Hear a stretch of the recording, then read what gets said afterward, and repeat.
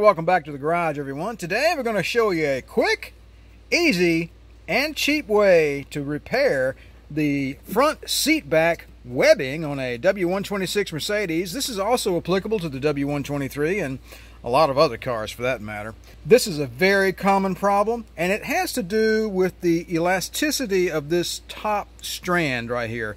It just loses its elasticity over the years. The webbing itself is just string, and it's not a problem. It's this top little piece right here. So let's get busy and replace this with some brand new bungee cord. We've got two screws underneath. We've got one right here, and we've got one right there, okay?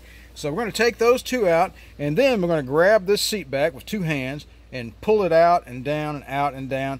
Now, I've already done that one over there, and I can tell you that this thing is just not going to fall off of the seat, okay? You're going to have to work at it a little bit, all right? So you need to pull out some, pull down some, pull out, pull down, so on and so forth, okay? And this top part up here, it's crimped in. I mean, it's shoved up in there really well, okay? It's just not going to fall out there. I'm just telling you, you're going to have to man up on it and pull it on out. So, but the key is pulling outward and downward sort of simultaneously. All right, so let's get busy and let's get this seat back off the car. To make your life a little easier, you want to take your seat back and move it up that way as far as you can, and you want to take the bottom part and raise it up, okay, so you have room to get your screwdriver in there to get those two screws off the bottom.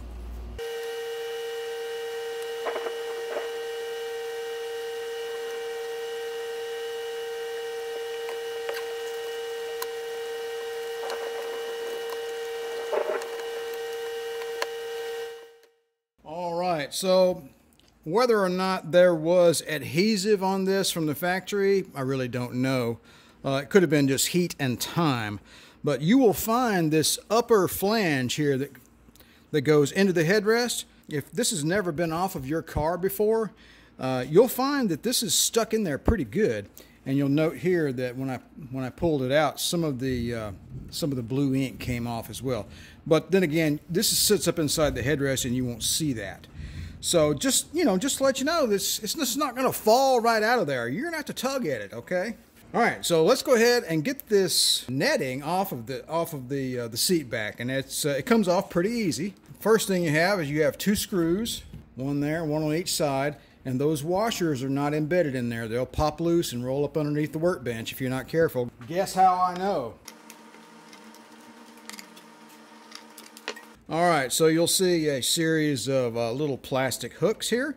You want to be careful with these. Alright, so these two over here on this side, they point down. And this one here points down. These two here point to the side.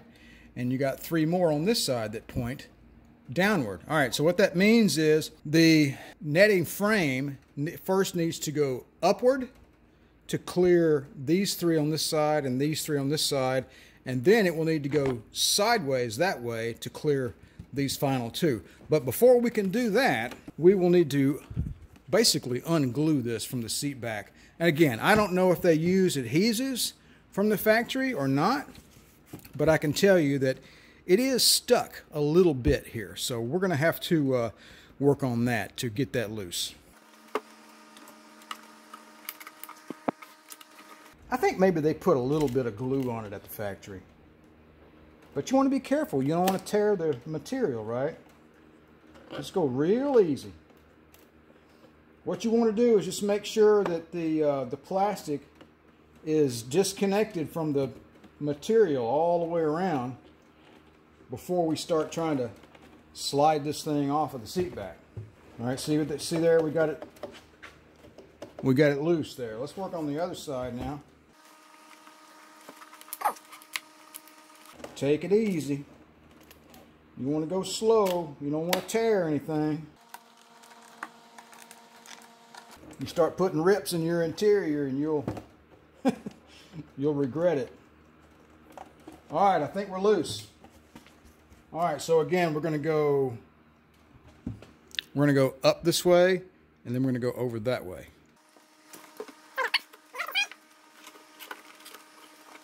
You got to make sure all 6 of these are out first, right? There we go. If you can walk and chew bubble gum at the same time, you might be able to do this job. All right, I put the seat back on the other bench over there. And this is what we've got to deal with right here, right? So all floppy. We're going to fix that, and I'll show you how we're going to do it here just shortly. The way these original bungee cords are attached in here, you have these little metal rings, okay? You get a little screwdriver here, get up underneath it, and you get that guy out of there. Now we're going to reuse this. We're going to cut this off, and we're going to expand this, and then recrimp it around the new bungee cord. There we go. Now, you might say, hey, how long are you supposed to make that? Well, I've already measured it. I've already done one. I measured from here, where the tip of my screwdriver is, right there, to over here. It's just shy of 18 inches. So you can do the metric conversion on that if you want. You don't want to go any shorter than that because you don't want the elastic cord you put on there to be stretched too far and it stays stretched all the time, right? It'll wear out quicker. It needs to be just long enough to span this distance, because when you put it back on the curved back, it will put a little tension on it, okay, already, and it will tighten up real nice. All right, so what I've got here is Paracord Planet 1/4 inch thick bungee cord. And that's what that looks like. Nice, thick stuff. And you compare that to the original. Good upgrade here. All right, so let's get these metal clips prepared for the new bungee cord. First thing we're going to do is go ahead and cut the end off of one of these. Clearly, I love my tin snips, but you could just use a pair of regular scissors or just a pocket knife if you wanted. All right, so we've got to get the old bungee cord out of there. And what we're going to do is we're going to expand this so we can reuse it. So I'm just going to take an ordinary nail, and I'm just going to tap it gently and open it up a little bit. Now I'm going to do the other side. We got the old bungee out of there, and that's what that looks like. So the nail just went down through there and expanded it out. Now I'm going to take a screwdriver. It's not quite big enough yet for the 1/4 inch cord. I'm going to take a wide flat blade screwdriver and pound that down in there and open it up even further. Now we got to open it up a little further. So another little trick you can do is you put your screwdriver down in there, right? And then take your nail and put your nail down in there on top of the screwdriver. Give you a little more leverage and you can open it up even further.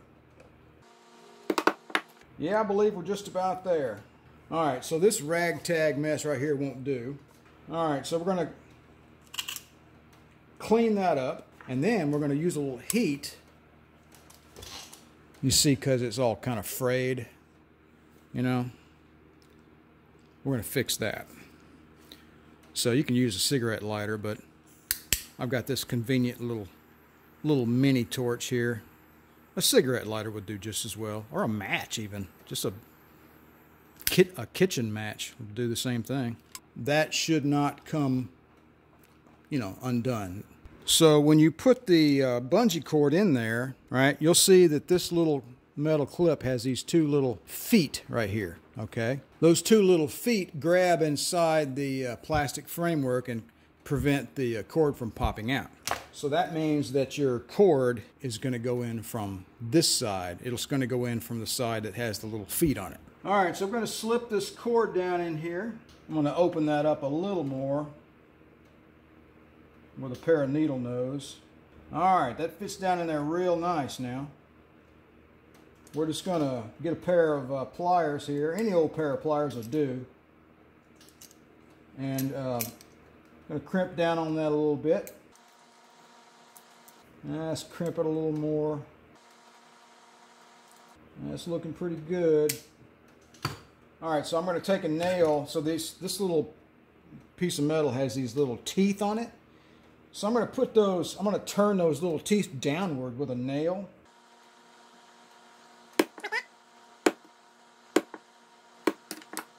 So that's what it looks like. It's not pretty, but it, you know, but it holds.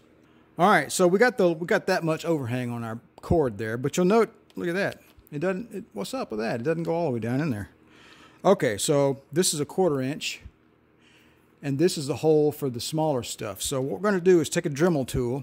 This side here next to the screw hole, we're not going to mess with that.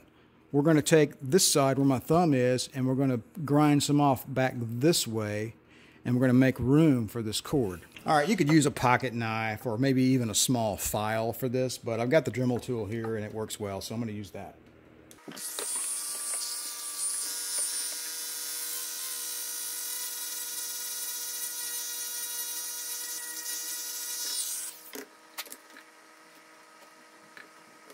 All right, got to take a little more off.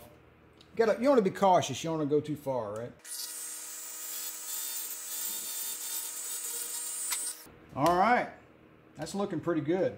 All right, so that's what that looks like. Kind of gnarly, isn't it? But I guarantee you it's not going to come out. You want it to be a kind of a tight fit. You don't want it to all loosey-goosey, right? Because that'll defeat the purpose. That bungee cord needs to fit in there kind of tightly. There you go, done. That is not coming out. All we got to do, I'm going to do the other side just like this side off camera. And again, we're going to cut this to right at 18 inches, maybe a smidgen less. All right, so we've got both ends done now. And I think that will, I think it turned out pretty well. I nipped it off a little closer to the end there, and I heat treated it to keep it from fraying. And now we're going to weave this through the netting in the same way it came off, obviously. All right, we'll punch it down over there, and then we'll punch it down over here.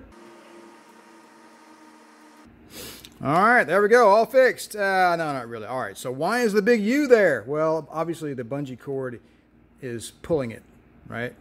So it's no longer the 18 inches because the bungee cord is pulling it a little bit because, you know, it's plastic. So really it's looks like that. And once you get it on the car and it goes around that curve in the seat back, it'll look good. So trust me. All right, let's put this back on the seat back and we'll show you what it looks like. All right, we got our seat back over here. And I cleaned it up with a little Meguiar's. It was kind of nasty. When we decide to do a full-scale interior restoration of the car, I'll probably get some blue dye and go over the problem area. So, but that's another day. All right, so let's get our netting reinstalled. And let's see, we should have 1, 2, 3, 4, 5, 6, 7, 8 little plastic hooks, all engaged. Now we're going to put our little screws back in. So we're going to stretch that bungee cord over a little bit with my fingers on the bottom side and put the screw back in. But not too tight now. It's just going into a piece of brass inside some plastic. Just snug it up a little bit. Okay, by golly, ladies and gentlemen, I present to you a fully refurbished seat back storage compartment with 1/4 inch bungee cord. Let's get it back on the car.